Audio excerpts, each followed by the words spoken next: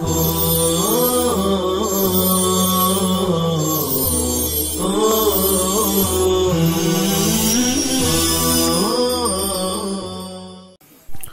الله الرحمن الرحيم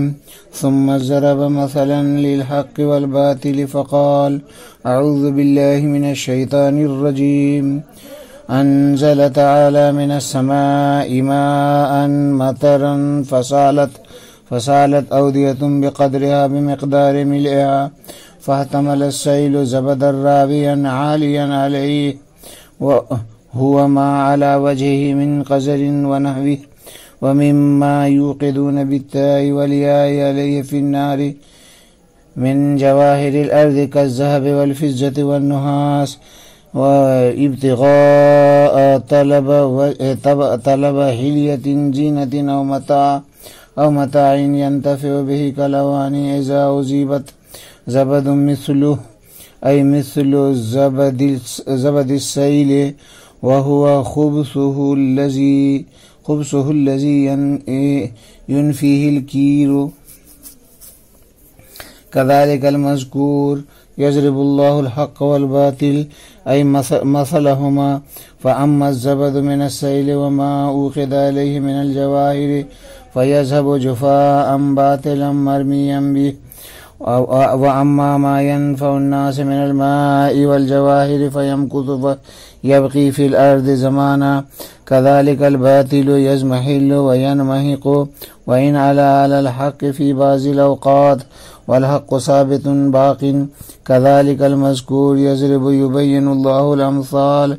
للذين استجابوا لربهم أجابوه بالطاعة الحسنى الجنة والذين لم يستجيبوا له وهم الكفار لو أن لهم ما في الأرض جميعا مثله معه لافتدوا به من العذاب أولئك لهم سوء الحساب وهو المؤاخذة بكل ما عملوه ولا يغفر منه شيء ومأواهم جهنم وبئس المهاد الفراش هي ونزل في حمزة وأبي جهل أفمن يعلم أنما أنزل إليك من ربك الحق فآمن به كمن هو أعمى لا يعلمه ولا يؤمن به لا إنما يتذكر يتعظ أولو الألباب أصحاب العقول الذين يوفون بعهد الله المأخوذ عليهم وهم في عالم الذر أو كل عهد ولا ينقضون الميثاق بترك الإيمان أو الفرائض. لغات دیکھیے. فسالت اس میں سالت سالہ یسیل سیلن و سیلانن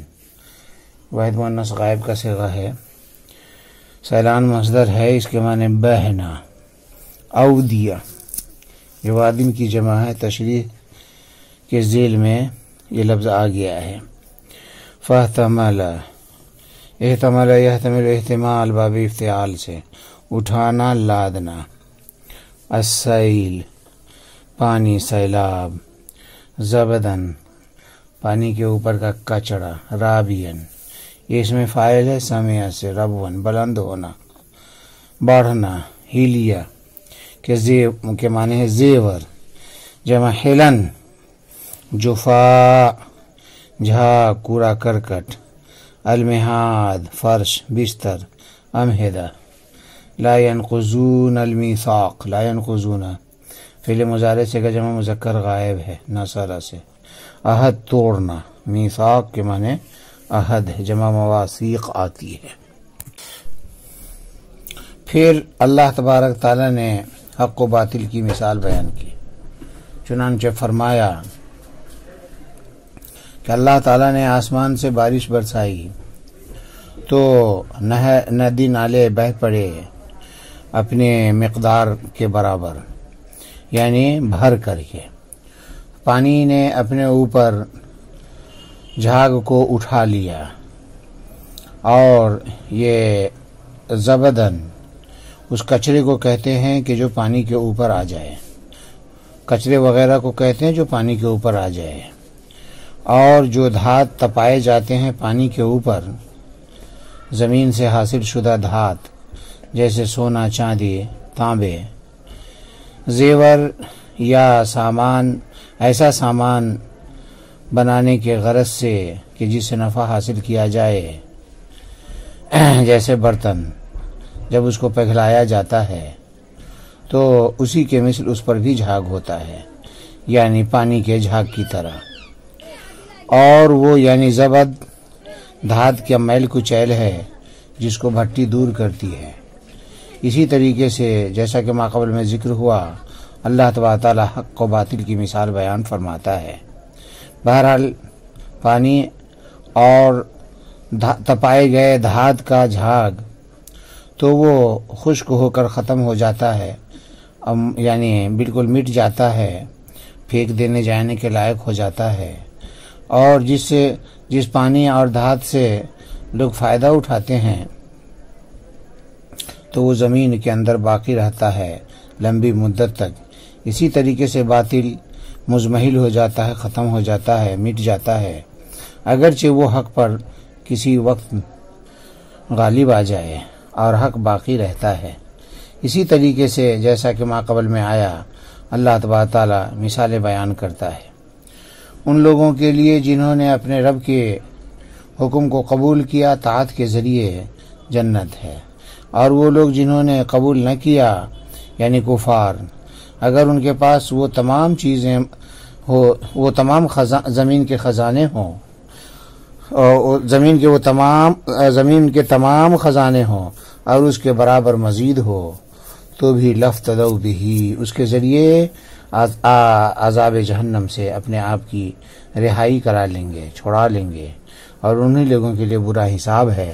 اور وہ ہر عمل پر مواخذہ ہے جس میں سے کچھ بھی معاف نہیں کیا جائے گا، ان کا ٹھکانہ جہنم ہے، اور برا ٹھکانہ ہے وہ، یعنی برا بچھونا ہے وہ۔ اور اگلی آیت نازل ہوئی حضرت حمزہ رضی اللہ تعالیٰ عنہ کے بارے میں اور ابو جہل کے بارے میں، کہ کیا وہ شخص جو یقین رکھتا ہے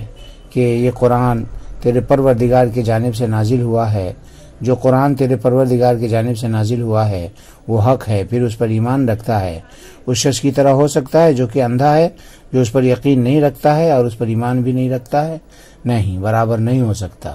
بے شک نصیحت حاصل کرتے ہیں عقل والے ہی۔ جو لوگ اللہ تبارک تعالیٰ کے اس عہد کو پورا کرتے ہیں جو ان سے لیا گیا تھا عالم زر میں، یا ہر عہد کو پورا کرتے ہیں اور عہد کو بالکل توڑتے نہیں ہیں ترک ایمان یا ترک فرائض کے ذریعے۔ ما قبل کی آیت میں کافروں کو عامہ سے اور مومنوں کو بصیر سے تشبیہ دی گئی، اسی طرح کفر کو ظلمت سے اور ایمان کو نور سے تشبیہ دی گئی۔ اگلی آیت میں حق و باطل کی دو مثالیں بیان فرماتے ہیں، ایک پانی کی اور ایک آگ کی۔ چنانچہ فرمایا گیا ثم ضرب مثلا للحق والباطل فقال انزل تعالى من السماء ماء مطرا فسالت اودية بقدرها بمقدار ملئها فاحتمل السيل زبدا رابيا عاليا عليه وهو ما على وجهه من قذر ونهوه ومما يوقدون بالتاء والياء عليه في النار من جواهر الأرض كالذهب والفضة والنحاس ابتغاء طلب حلية أو متاع ينتفع به كالأواني إذا أصيبت زبد مثله أي مثل زبد السيل وهو خبثه الذي ينفيه الكيل كذلك المذكور يضرب الله الحق والباطل أي مثلهما أما الزبد من السيل وما أوقد عليه من الجواهر فيذهب جفاء باطلا مرميا به وأما ما ينفع الناس من الماء والجواهر فيمكث يبقي في الأرض زمانا كذلك الباطل يزمهل وينمحق وإن على الحق في بعض الأوقات والحق ثابت باق كذلك المذكور يبين الله الأمثال۔ پھر حق و باطل کی اللہ نے مثال بیان فرمایا۔ چنانچہ فرمایا کہ اللہ تعالیٰ نے آسمان سے بارش برسایا، پھر نالے پانی سے بہنے لگے اپنے اندازے کے مطابق، یعنی نالے میں بھر جانے کی مقدار کے ساتھ، پھر اٹھایا اس پانی نے اپنے اوپر جھاگ جو اس کے اوپر بہنے لگا، یعنی وہ زبد وہ کچرا ہے، کچرا وغیرہ ہے جو پانی کے اوپر آ جاتا ہے، اور جس دھات کو آگ میں تپائے جاتے ہیں، یہ تا کے ساتھ بھی ہے توقدون اور یا کے ساتھ بھی ہے یوقدون۔ مثلا زمین سے حاصل ہونے والے جواہر جیسے سونے، چاندی، تانبے وغیرہ زیور حاصل کرنے کے لیے یا سامان بنانے کے لیے جس سے نفع اٹھایا جاتا ہے، یا ایسے سامان بنانے کے لیے کہ جن سے نفع اٹھایا جاتا ہے جیسے برتن، جب اس کو پگھلایا جائے، اور وہ بھی جھاگ اور کچرا ہے اسی کی مانند، یعنی نالے کے پانی کے مانند، یعنی نالے کے جھاگ کے مانند، وہ بھی کچرا اسی کے مانند یعنی نالے کے جھاگ کے مانند۔ اور اس دھات کا میل کچیل جس کو بھٹی دور کر دی، اور وہ اس کی گندگی ہے اور میل کچیل ہے کہ جس کو بھٹی دور کر دیتی ہے، اسی طرح یعنی مذکورہ کی طرح اللہ تعالی حق و باطل یعنی ان دونوں کی مثال کو بیان فرماتا ہے۔ بہرحال پانی کا جھاگ اور پگھلائی ہوئی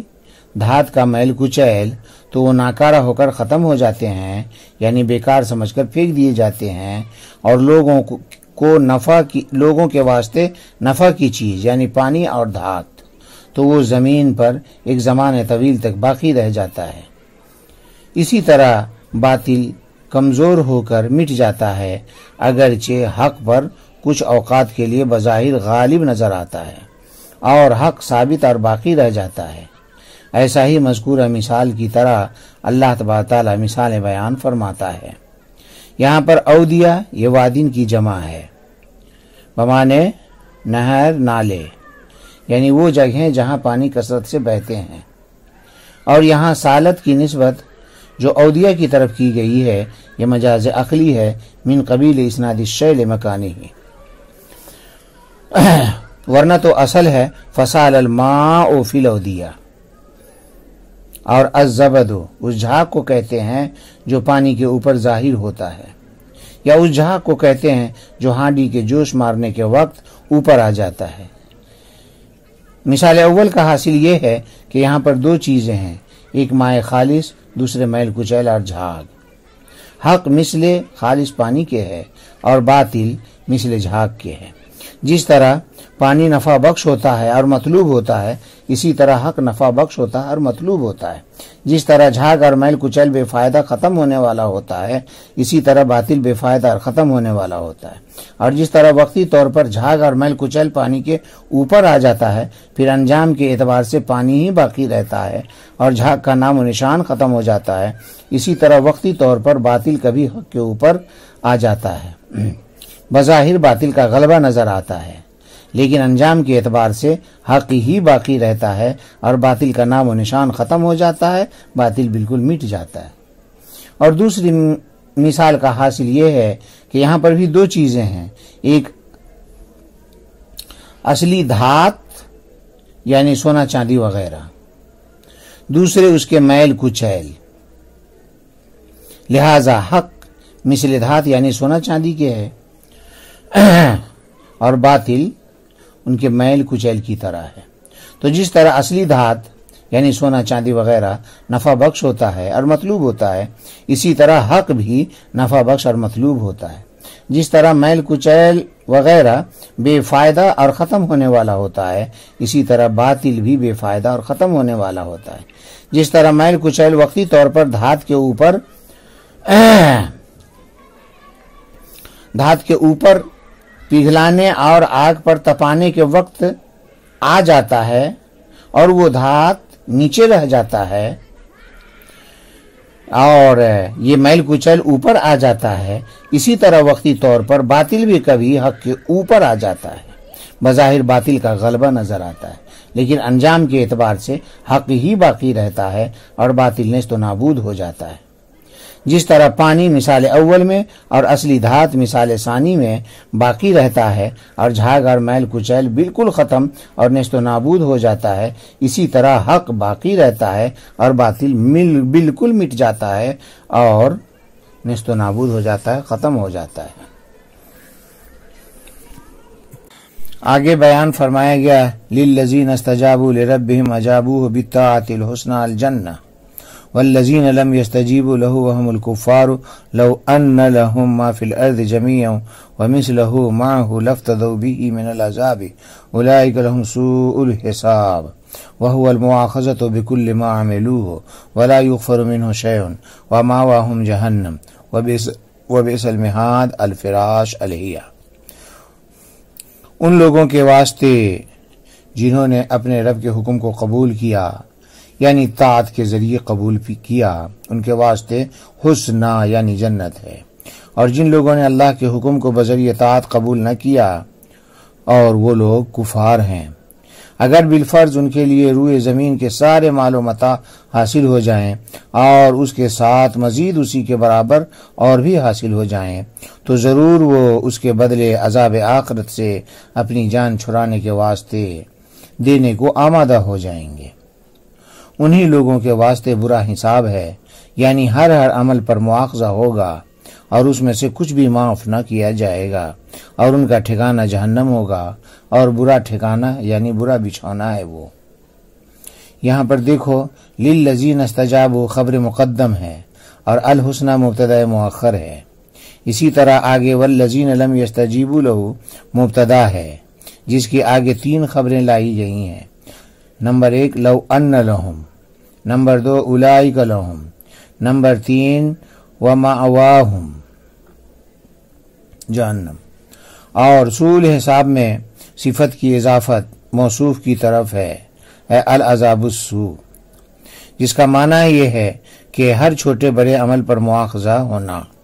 یہ سوء الحساب ہے، اس میں سے کچھ بھی معاف نہ کیا جانا، یہ سوء الحساب ہے۔ من نوقش الحساب ہلک، یا من نوقش الحساب ہلک۔ اور المہاد معنی ہے ہوا ما یمہد ای یفرش، اور ہی جو آگے ہے یہ ہی مخصوص بالضم ہے جو محذوف ہے، یہ مخصوص بالضم ہے جو محذوف ہے۔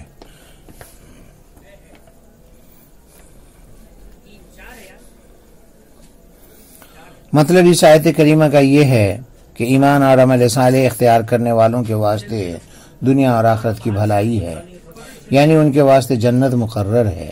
اور ان کے بالمقابل جن لوگوں نے ایمان اور طاعت اختیار نہیں کیا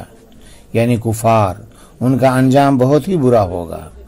جس کی ہولناکی اور خطرناکی اس قدر ہوگی کہ وہ کفار تمنا کریں گے کہ کاش کہ ان کے پاس زمین و آسمان کے برابر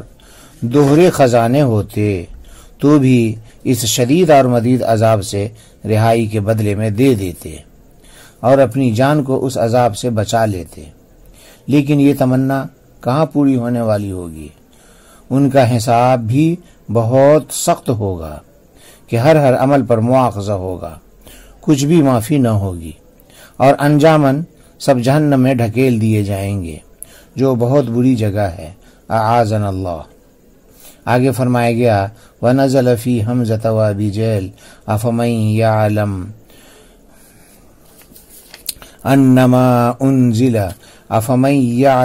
أَنَّمَا أُنزِلَ إِلَيْكَ مِن رَّبِّكَ الْحَقُّ فَآمَنَ بِهِ كَمَنْ هُوَ أَعْمَىٰ لَا يَعْلَمُهُ وَلَا يُؤْمِنُ بِهِ لَا۔ اور اگلی آیت کریمہ حضرت حمزہ رضی اللہ تعالی عنہ اور ابو جہل لعین کے بارے میں نازل ہوئی کہ کیا وہ شخص جو یقین رکھتا ہے کہ جو چیز آپ پر آپ کے رب کی طرف سے نازل ہوئی ہے وہ بالکل حق ہے، پھر وہ اس پر ایمان لے آتا ہے، اس شخص کی طرح ہو سکتا ہے جو کہ اندھا ہے، نہ تو اس پر یقین رکھتا ہے اور نہ ایمان لاتا ہے؟ جواب ظاہر اللہ نہیں۔ یہاں پر حمزہ محذوب پر داخل ہے اور فا عاطفہ ہے جس کے ذریعے ما بعد کو اسی محذوب پر عطف کیا گیا ہے۔ اصل عبارت ہے ایستوی المؤمن والکافر فمن یعلم، اور آگے لا مقدر نکال کر اس بات کی طرف اشارہ کیا گیا ہے، یہاں پر استفہام انکاری بمعنی نفی ہے، نفی کا معنی ہے اس کے اندر۔ حاصل یہ ہے کہ اس آیت کریمہ میں حضرت حمزہ رضی اللہ تعالیٰ عنہ کی مدح کی گئی ہے ان کے صفات حسنہ پر، اور ان پر خیر کا وعدہ ہے، ان صفات حسنہ پر خیر کا وعدہ ہے، اور ان کے بالمقابل ابو جہل کی مذمت کی گئی ہے اس کی صفات قبیحہ پر، اور اس صفات قبیحہ کی وجہ سے اس کے واسطے وعید شدید ہے۔ لیکن یہ بات واضح رہے کہ یہاں پر خصوص سبب کا اعتبار نہیں بلکہ عموم لفظ کا اعتبار ہے، لہذا حضرت حمزہ رضی اللہ تعالیٰ عنہ کے صفات جمیلہ جس کے اندر ہوں، حضرت حمزہ رضی اللہ تعالیٰ عنہ کے صفات جمیلہ جن لوگوں کے اندر پائے جائیں گے تو وہ اس وعدہ خیر کے مستحق ہوں گے۔ حضرت حمزہ رضی اللہ تعالیٰ عنہ کے صفات جمیلہ پر جو وعدہ خیر ہے وہ حضرت حمزہ اور ان کے نقش قدم پر جتنے چلنے والے قیامت تک کے لوگ ہوں گے تمام لوگوں کے واسطے یہ خیر کا وعدہ ہے۔ اسی طرح ابو جہل کے صفات قبیحہ پر جو وعید شدید ہے یہ جس طرح ابو جہل کے واسطے ہے اس کے نقش قدم پر قیامت تک چلنے والے تمام لوگوں کے واسطے ہے، یعنی جس طرح حضرت حمزہ صفت ایمان اور عمل صالح کی بنیاد پر اور ابو جہل کفر اور عمل کفر کی بنیاد پر دونوں برابر نہیں ہو سکتے، اسی طرح تمام مومنین قیامت تک آنے والے اور تمام کفار قیامت تک آنے والے برابر نہیں ہو سکتے، کیونکہ فریق اول کا انجام خیر ہے اور فریق ثانی کا انجام ہلاکت و تباہی ہے۔ آگے فرمایا گیا انما یتذکر یتعظ اولو الالباب اصحاب العقول، بے شک نصیحت وہی لوگ قبول کرتے ہیں جو عقل والے ہیں، جن کی عقل خالص اور صاف ہیں، وہی اپنے نور بصیرت سے اشیاء کے حقائق و دقائق کو دیکھتے اور سمجھتے ہیں۔ آگے فرمایا گیا الذین یوفون بعہد اللہ الماخوذ علیہم وہم فی عالم الذر او کل عہد ولا ينقضون الميثاق بترک الایمان الفرائض بترک الایمان او الفرائض۔ یہ افمن یعلم کہ من سے بدل ہے، اور وہ لوگ ہیں جو اللہ کے اس عہد کو پورا کرتے ہیں جو ان سے عالم زر میں جبکہ وہ چونٹیوں کی شکل میں تھے لیا گیا تھا، یا تمام عہد کو پورا کرتے ہیں، اور وہ لوگ اپنے عہد کو ترک ایمان یا ترک فرض کے ذریعے چھوڑتے نہیں ہیں، بترک الایمان او الفرائض، ترک ایمان یا ترک فرائض کے ذریعے توڑتے نہیں ہیں۔ یہاں پر بعہد اللہ سے مراد عہد الست ہے، جہاں تمام لوگوں کو اللہ نے چھوٹی چھوٹی کی شکل میں پشت آدم سے نکال کر توحید کا عہد لیا تھا کہ الست بربکم قالوا بلا، سب نے کہا بلا۔ اسی کو مفسر علام نے عالم زر سے تعبیر فرمایا ہے۔ یا یہاں پر بعہد اللہ سے مراد اللہ تعالیٰ کے وہ تمام عہد ہیں جو اللہ کی کتابوں میں ہیں، یعنی سارے اوامر کی بجا آوری اور سارے نواہی سے اجتناب وغیرہ۔ بہرحال جو بھی عہد ہو، عہد الست ہو یا تمام عہد مراد ہو، جو بھی ہو، وہ لوگ ان کو نبھاتے ہیں اور اس کو توڑتے نہیں ہیں، خواہ وہ عہد خالق سے متعلق ہو یا مخلوق سے، اگرچہ وہ مخلوق کافر ہی کیوں نہ ہو، کہ کافروں سے کیا ہوا عہد بھی اس کا بھی ایفا ضروری ہے، خیانت جائز نہیں ہے۔ اے لا ينقضون المیثاق، یہ ما قبل کی تاکید ہے، اور یوفون کا لازم ہے یہ، کیونکہ عہد کا ایفا کرنے والا ظاہر ہے کہ اس کو توڑنے والا نہیں ہوتا، تو اس لیے یہ لا ينقضون یوفون کے لیے لازم ہوا۔ آگے بترک الایمان کا آگے جو فرمایا گیا بترک الایمان ہے، اس کا تعلق بعہد اللہ کی تفسیر اول سے ہے، اور اویل فرائض اس کا تعلق بعہد اللہ کی تفسیر ثانی سے ہے، یعنی عہد الست کو توڑنا اللہ کی ربوبیت پر ایمان نہ لانے کے ذریعے ہوگا۔ اور اسی طریقے سے اگر کل عہد مراد ہے تو اس کو توڑنا ترک فرائض کے ذریعے ہوگا، کہ جو فرض کو ترک کرے گا گویا کہ اللہ کے تمام عہد کو توڑتا ہے۔